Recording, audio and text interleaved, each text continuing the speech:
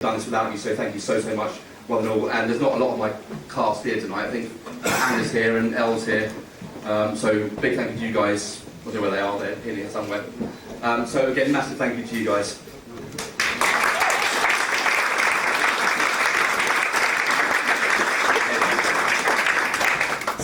Silent War is a journey that started when I was about 14. The prose was written based on my own emotions at the time. All of my films are based on original poetry that I wrote as a way of dealing with difficult childhood. Although it wasn't domestic abuse, the actual essence of the emotion I used and turned into a subject matter which I felt needed a bit more awareness given to it. So a lot of my own personal experiences are in both of those films. So when you have amazing actors like this come up and actually bring it to life, it is very humbling. As I'm sure that the filmmakers will agree with. Now, regarding Q&A, this is always the awkward bit, so I don't mind doing these, because I'm kind of like, no one asks a question, we're all up in looking like Muppets for no reason. So if you do have any questions, where's Kitty Cat gone? She is hiding, isn't she? So I'll take the mic, I'll ask the questions, but... Oh, you see it? It's a distant, rumbling voice. Here she is. So if you do have any questions, to the actors themselves, please put up your hand, and Kitty over here will gallop in these high heels and come and find you.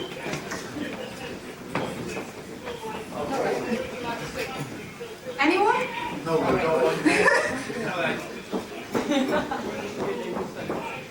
Yes, how closely did the actors stick to the script? Did you give them some leeway in improvising? With all my actors, with all my actors, what's very important, thank you, darling. My girlfriend as well, so thank you, darling. What I find very important as a director is that I can write a character, but it's the actors who bring them to life. And I think it's very important that you give the actor room to learn about who the character is. Now, most of the scripts actually, verbatim, it was given as is. But what I found particularly brilliant about Mr. Nathan Lowe over there, he's a big guy, as you can see, and he's all muscle. So most of the roles he gets are big gangster roles and bully roles. So I wanted to give him something he could really prove how good he is as an actor. So some of the more emotional dialogue kind of came out naturally with him. And what I do, I play little workshop games with the actors, one of which backfired a little bit on the set of Demons, because I forgot to tell my cast and crew that I was doing this. And to get Mel in character, I went up and screamed abuse in her face. And everyone thought I was actually going to go at my actress and was about to leave. So, so somebody went, no, this is what they did in workshop. So maybe you guys can tell me about some of the things I did with you that allowed you to find the character and bring that a bit to life.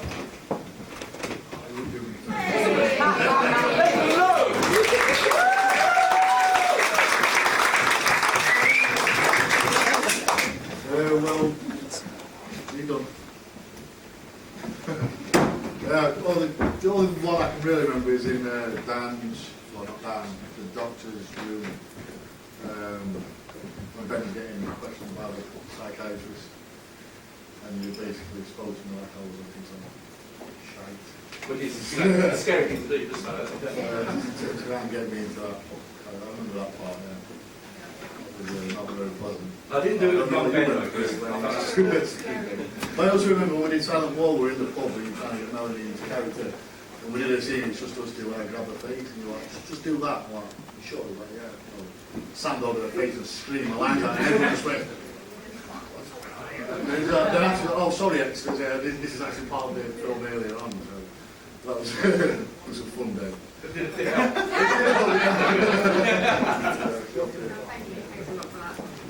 Yeah, it was kind of like, emotionally, you have to kind of put yourself in that person's shoes. So, to kind of pair us emotionally, you have to kind of put us in a state of shock. Thank you, Mark, for that, by the way. So yeah, it's kind of shouting in my face and like kind of telling me I'm useless, I'm pathetic, and I'm like, thanks a lot, and I'm taking it literally, which is helping me to kind of put myself in the person's shoes that be told that. And how that person would be feeling. You have to feel the emotion to put it through and to put it across on camera. Yeah, you have to feel it. You have to feel it. You can't just fake it. You have to actually believe that you are that person. So that's kind of how I do the acting, because I believe I am that person and going through what they're going through. Yes. Next question. Hey, why did you use stunt double when you went that pie?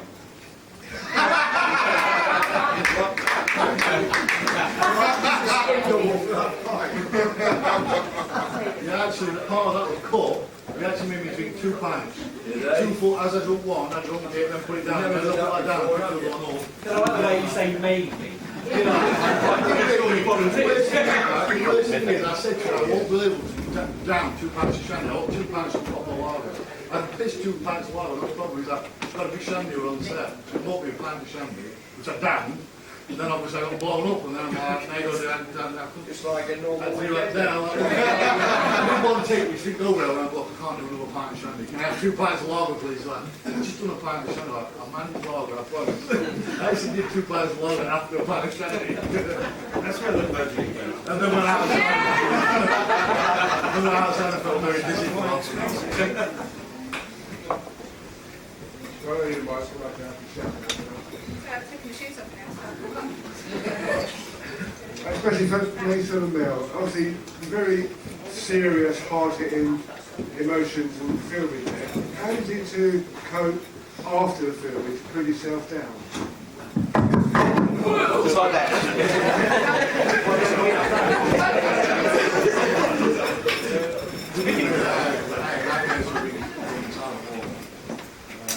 Obviously, when you just see one take from one angle of, say, Ben grabbing Dad's face, whereas we did that scene, we did that take from multiple angles, we did the lines over and over again. It's not just one grab, one take, it's like a dozen. And you're doing it over and over and over again, and then by the day you go and get in bed and you lay there, and the next thing you close your eyes and these flash images and you spend the machine all day on it. It wasn't very pleasant, to be fair, for a week. How did you manage to sort of calm yourself down and get to do it? Alcohol.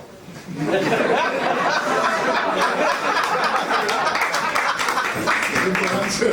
Every night, alcohol, whiskey, food, sleep. A few nightmares, back to work.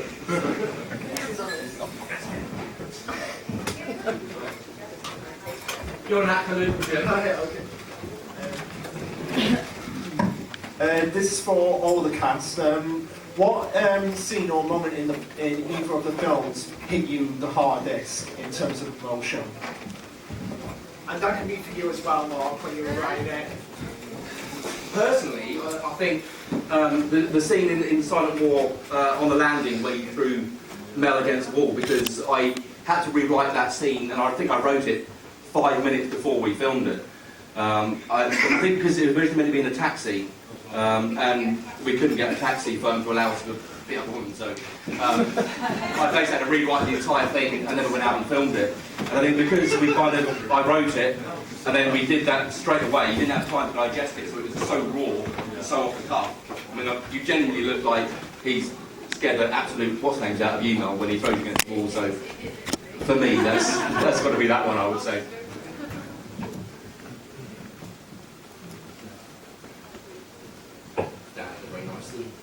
Moment with Sally. Sally Graham, Sally isn't here tonight, unfortunately, who played your other half. Yeah.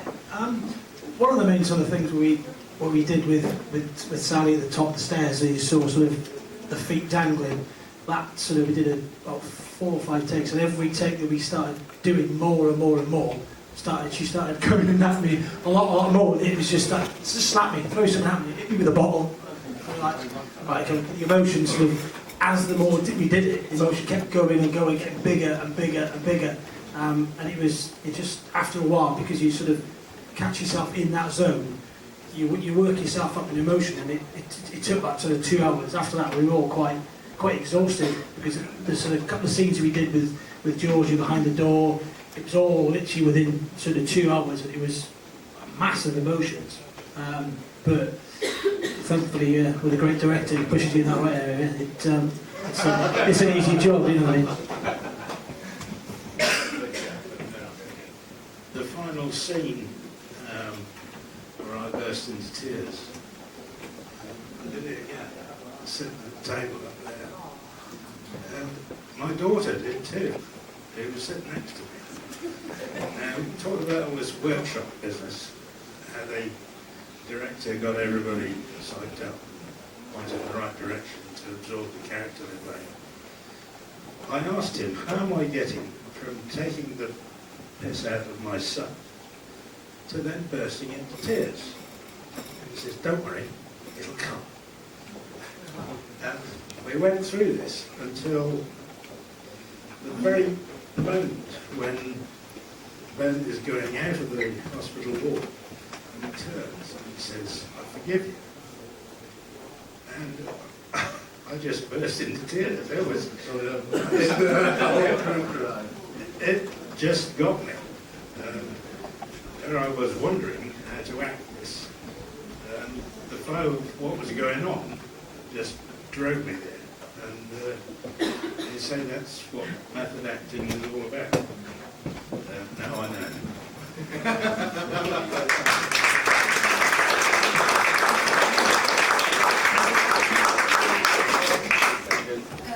I think my hardest scene that made me like sad, made me emotional, is the last scene where, you know, where the death of Big Ben over there. And it shows a range of emotions, and this shows that he messed up in life, like drinking alcohol, eating like domestic abuse, and he killed himself with, which showed very. I don't know how to explain it. It was really sad, and it just shows that there are people like that, and that's why Mark is showing this to everybody, so it won't repeat. And we want to make the world peace by this film. It could stop many people by doing domestic abuse, or stop domestic abuse.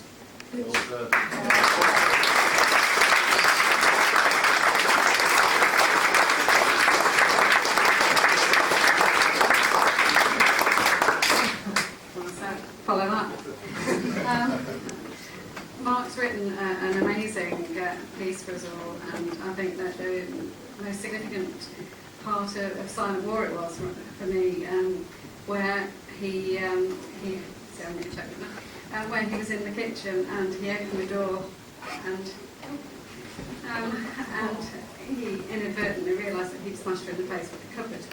And I have myself been in a position that Ben was in, and the story in the morning was, I had a fight with the cupboard door, so that bit was very poignant for me. And thank you, Mark, for raising the awareness as you have done, Robin.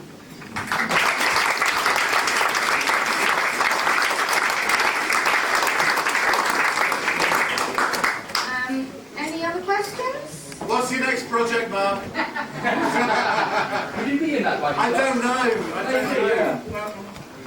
Well, before I answer that question, are there any more questions in the room? Because that kind of ties in with my segue. What's the plan with this film? Yeah. What's the plan with this film? Plan with this film? That's also in my segue. So, thank you guys. I feel like I'm on the fun show right now. It's perfect. Any questions regarding the film, the actors, that kind of thing? Or can we move on? All right, what we'll do, before I move on to those lovely points you gentlemen have raised there, can I say that there is another instalment in this film which I'm contemplating doing. The first film, obviously, is very much from the victim's point of view. It focuses very much on Claire's emotions. And the second one, well, that Demons, was a bit more controversial, because I looked at the cycle of abuse, and the major question I'm asking in this film is, can we forgive these kind of people? Can we feel sorry for them? Because there's a habit in society where we just condemn people. They're a criminal, they're an abuser, they deserve to rot in hell, or can we actually do something for them? Is there a human behind that? And that's the question I was asking in Demons. And there's only a few people who actually ever picked up on this, but poor Harry and Michelle have also got elements there of abuse, because she's rather controlling of poor Harry. And I kind of wanted to explore their relationship a little bit more, because we always think domestic abuse is this over-the-top, hit them kind of abusive relationship, but more often than not, out of all the people I researched, 85 to 90% of it is severe emotional control abuse. A lot of it doesn't stem into violence, but obviously if we show just that on film, it doesn't get the message across. In Silent War is, is basically a year's worth of relationship rolled into 20 minutes. It's a steamroller, power punch, showing this is kind of what they go through. So I want to explore that a little bit more, and whether or not I'm going to do that with existing characters or new characters, I don't know. That is, I've got it for writing next year, is to look at that third instalment. Obviously Ben's gone now, so unless you do like a Walking Dead sequel. Yeah, I don't know.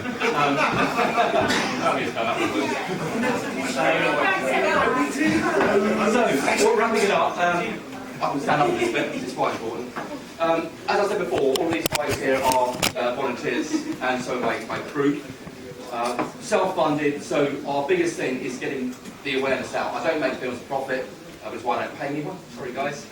And I'm not looking to make a profit out of it. These are all about raising awareness and getting the message out there. So all of my films, no matter what I ever do, will go straight to YouTube. And that's where you awesome people who come here tonight come in.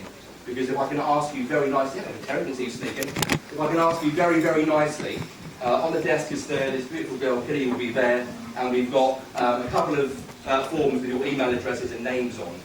When this film goes live to YouTube, if everyone here can share that link with whatever message you want to put, what it means to you, whatever, I don't mind, and just share that film any way you can, Twitter, YouTube, whatever, that's all I ask, nothing more. If you take a moment to go and look at the comments on the Silent War page, you will see that a lot of people have been affected by this film in very positive ways. There are comments there about people who found the courage to leave a relationship, people who have realised their relationship is a violent and abusive relationship. Because the sad reality is a lot of people don't realise they're being abused. They think this is what they deserve, and that's a terrifying thing to be involved in. So, I mean, I'm not saying this film is going to is going to change the world, but if it changes one person's life, that's all I set out to do. So all I ever set out to do. If one person watches my film, I'm freaking ecstatic. The fact that 92,000 people have now watched Silent War is beyond my wildest dreams, absolutely beyond my wildest dreams. So if we can help one person, that's all we seek to do. And you can be a part of that by sharing this film and helping all these guys out. Did an amazing job just by sharing. That's all we've got to do. It's almost a metaphorical statement, share.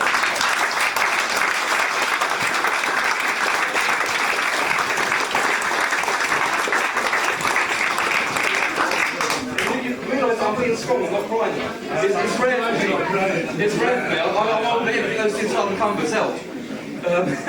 So, yeah, that's kind of all I need to say on that. Going to the wonderful AJ's comment, I'm a little bit concerned now because, as I said, most students are dependent on like hot noodles and alcohol. I make films with my student finance, and that's now over for me and I'm graduating.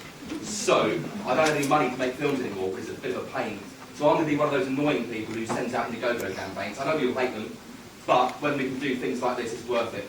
On my birthday, which is 29th of December, I'll be sending out a link, and all I ask is £1 from you, that's it. Send £1 for me, because there's what, 90 people in this room?